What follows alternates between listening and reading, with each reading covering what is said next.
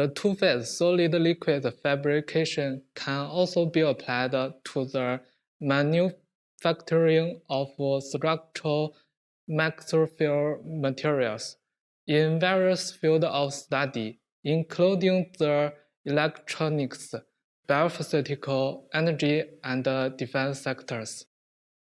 This system does not require wires or electrical connecting and allows a wide range of applications related to microstructure deformation to be measured.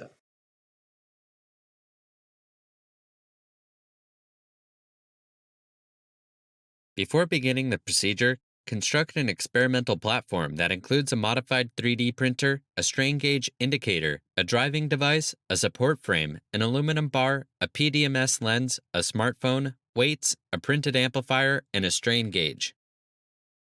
Set the height of the nylon layer in the printer to 0.05 millimeters.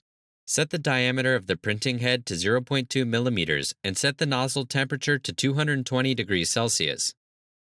Set the printing speed to 2000 millimeters per minute. Adjust the orientation of the spherical extrusion head so that the metal nozzle faces the low-temperature platform and print a contour to ensure a normal extrusion. Then hang the nylon on the column. The front end must enter the printing coil container to be melted by the metal nozzle.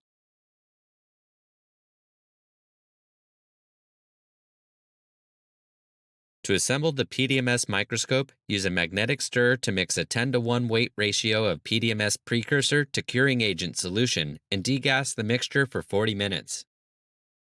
When all of the